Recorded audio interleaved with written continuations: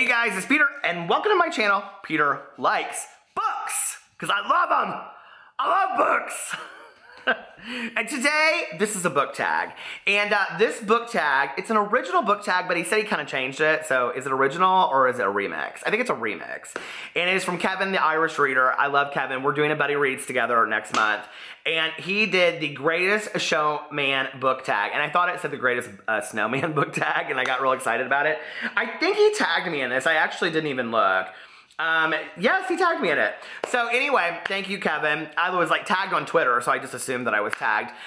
His video got a lot of song in it, okay? Because he just went and watched the movie. Now, I won't be singing any of the songs.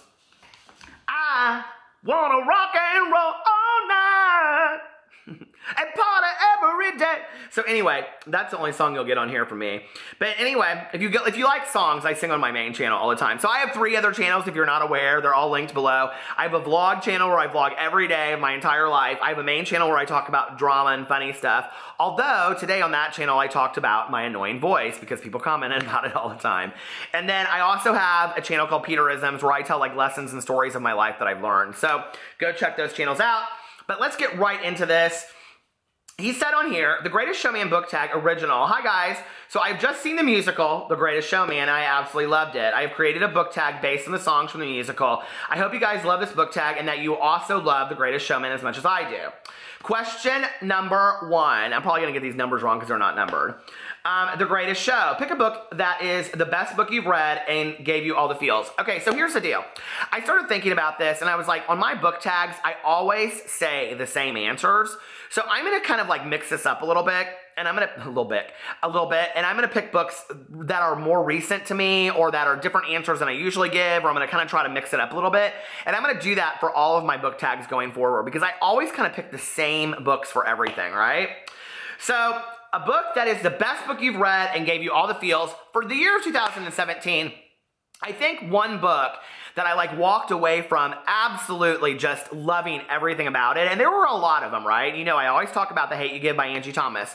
But for me, I'm gonna have to say The Upside of Unrequited by Becky Albertalli. I loved that book so much. It gave me all the feels. I thought it was fantastic. Now I know that Love, Simon is coming out, which is, you know, Simon versus the Homo sapiens agenda, but I hope they make a movie out of The Upside of Unrequited because I think it's so fantastic. It was such a great book. I actually liked it more than Simon. And Simon makes a cameo in it. Go check it out if you haven't read it. I was kind of like at the beginning, like all these people were talking about it, and I was like, I don't really want to read this. I don't know why. And it was fantastic. It was absolutely fantastic. Okay, A Million Dreams. Pick a book that left you dreaming about it after you finished. So that's the only one that I don't actually have a book for, because I listened to it on Audible. Well, I'm going to go with A Nightmare, Not a Dream. And I read this for a book-tube-a-thon a year ago. Not this last summer, but a year before. And I did all movies, and this movie has given me my biggest fear my entire life, which is Great White Sharks, and that is the book Jaws by Peter Benchley. And I think I did this in just a book tag not too long ago, but I had major nightmares after I read this book. And you guys, it starts right in. I mean, the book is more terrifying than the movie. It starts right in, and with the shark, I mean, you guys listen. The great fish moved silently through the night water, propelled by short sweeps of its crescent tail. The mouth was open just enough to permit a rush of water over the gills. There was little other motion and an occasional correction of the apparently aimless course by the sling raising or lowering of a pectoral fin, as a bird changes direction by dipping one wing and lifting the other. The eyes were sightless in the black, and the other senses transmitted nothing extraordinary to the small, primitive brain. Boo Radley is scared of this. Do you hear him? The fish might have been asleep, save for the moment dictated by countless millions of years of instinctive continuity. Lacking a flotation bladder common to other fish and the fluttering flaps to push oxygen-bearing water through its gills, it survived only by moving. Once stopped, it would sink to the bottom and die of anoxia.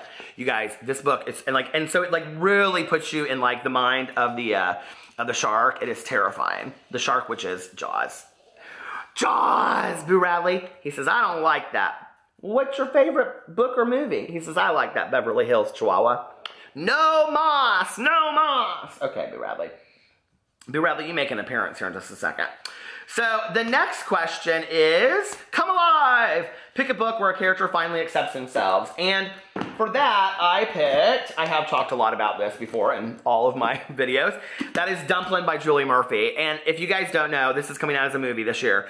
It is also one of my all-time favorite books of life. I read it and I just absolutely could not get enough of Willow Dean. She's fantastic. And the thing that's interesting about this is, and I don't want to ruin it for anybody that hasn't read it, but it's about a girl that has weight issues, but she comes out of the gate just kind of saying, I don't have really any issues with my weight, which is not the case. So it's really kind of like this ongoing thing throughout the whole book of nobody would like me because I'm overweight. Why would you like me? But I don't really care if you do or if you don't. It's very interesting. And I think having been somebody that struggled with my weight my entire life, it is totally an honest representation of weight issues, and I think she handles it in such a fantastic way. I mean, it's very, very real. I loved it. So, Dumpling for that. Okay, the next one is... Pick a book or character songs. The Other Side, a book or character that changed your opinion on them. Okay, so this is kind of funny that I'm using this as an example. But I had heard so much about this series, obviously, being on BookTube, and just in my personal life where everybody has read it except for me. And I was so tired of hearing about it that, like, have you ever heard about something so much, you're just like, I don't even care. I don't ever want to read that book because of that. And that is Harry Potter and the Sorcerer's Stone, or the Philosopher's Stone if you're in another country. I think in the UK it's Philosopher's Stone by J.K. Rowling. I read this and I was like, oh my god, as soon as I got halfway through it, I was like, Alex, we have to watch the movie. To my husband. We watched the movie right after I finished this. I said a year ago that I was going to finish the rest of them. I was going to read one of them a month, and that has not happened. So, but I have to say, after having read it, I totally understand why everybody loves Harry Potter so much. So, reading the book changed my opinion about it. Okay. Tucker? No. My dogs are growling at each other. An author, okay, wait, a book or character that changed your opinion of them. An author or book series you could never get enough of. Okay, so I kind of use two books as a duology, and that is To Kill a Mockingbird and Harper Lee's Go Set a Watchman. And I loved both of these, right? To Kill a Mockingbird, PP, were you humping Tucker? That's what gets that growl out of Tucker. That's the only thing. So y'all know that To Kill a Mockingbird is like my all-time favorite book of life, right? So, of course, when Go Set a Watchman came out, I had to read it. Now, I know there's a lot of, negative attention around it. I did a whole review on my channel if you want to go see this. To me, although I know that Go Set a Watchman was the first book that was written, and they took the childhood pieces out of it, and then Harper Lee ended up going and writing To Kill a Mockingbird. That's actually what they say happened. I don't know if that's what happened or not. And that she kind of didn't want this book released, and there's, a lot of, questioning about that. This book to me is so fantastic, and I know that a lot of people have issues with Atticus in this book, but I think when you read them together, almost kind of like a duology, they make a lot of sense together, and really what it's about is Feet of Clay. I think how we see, our parents as we grow older, and, how we believe them to be when we were children and all that kind of stuff. So go see my review. You'll understand why I feel the way I do and why I love these books together so much. When I finished Go Set a Watchman, PP, you just rocked my camera. He's like, I don't care.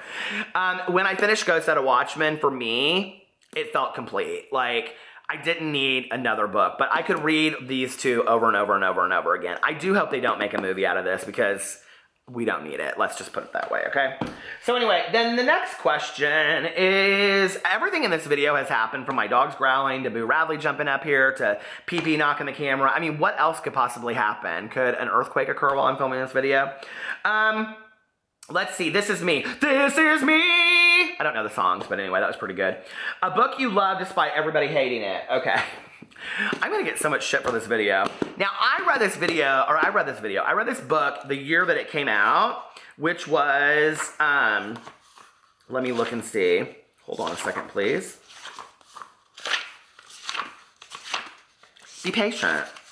I read this book in, what year did it come out? Because I got this at the grocery store right when it came out. 2007. So I bought this then, and it, for the time, as a young adult book, it was addressing issues that nobody had really addressed me for. And not until it came out on Netflix and then was seen as completely problematic did I ever even realize anything about trigger warnings or how problematic it really was. And that was 13 Reasons Why by Jay Asher.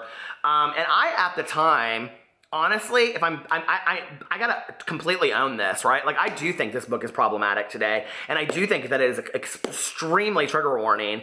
I did like the show, I'll be honest with you. I like the show as an adult. Like, if you're a teenager, I think that this show needs to be watched or the book needs to be read with an adult and you have conversations about it.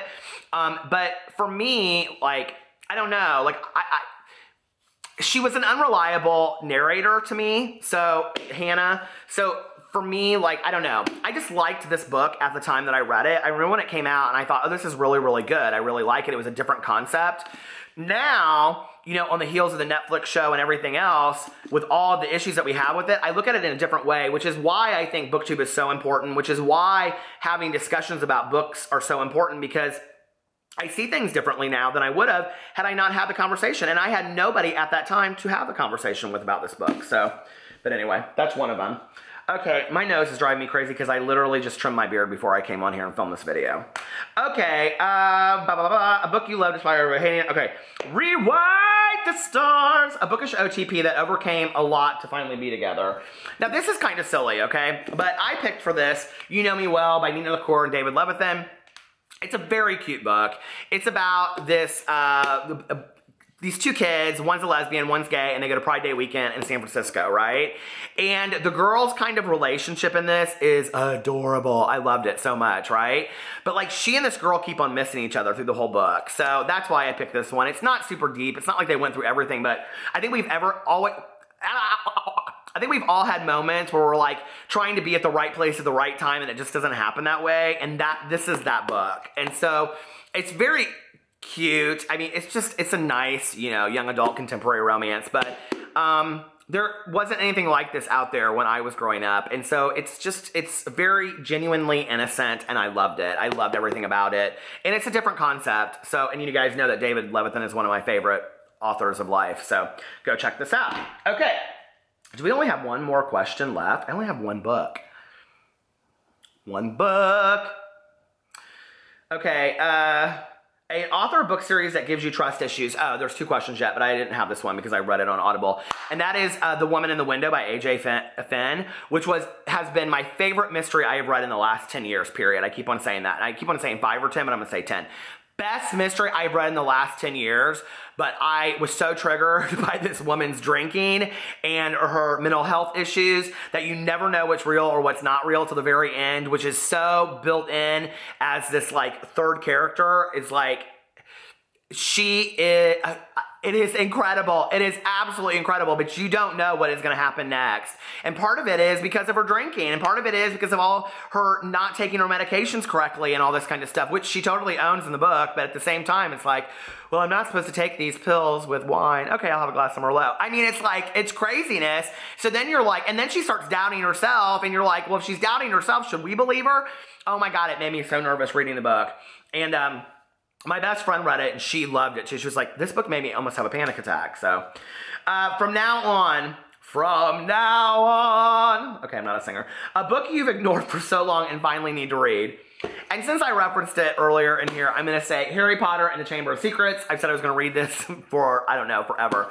So we'll just put it right here and this will be, stand up, Harry. Will the real Harry Potter please stand up? Look how small it looks right there. I don't need to see you. there. But anyway, that's the book I need to read because I've been putting it off forever. I want to read the series and I want to just get it done. I don't feel like I'm a real booktuber until I've read the Harry Potter series and completed it. So, all right, you guys, that's it. I don't know if I'm going to tag anybody in that. I'll tag Dylan the Reader 5 because I always tag him and stuff. Who else should I tag? Julia Sapphire. I love you, Julia. You know that. And, oh, I'll tag Damien Terraquez because it was just his birthday. Happy birthday, Damien! He and I are doing a buddy reads together, and I know he's always looking for booktube ideas. So do this because this was a fun one. Anyway, I will talk to you guys later. Bye.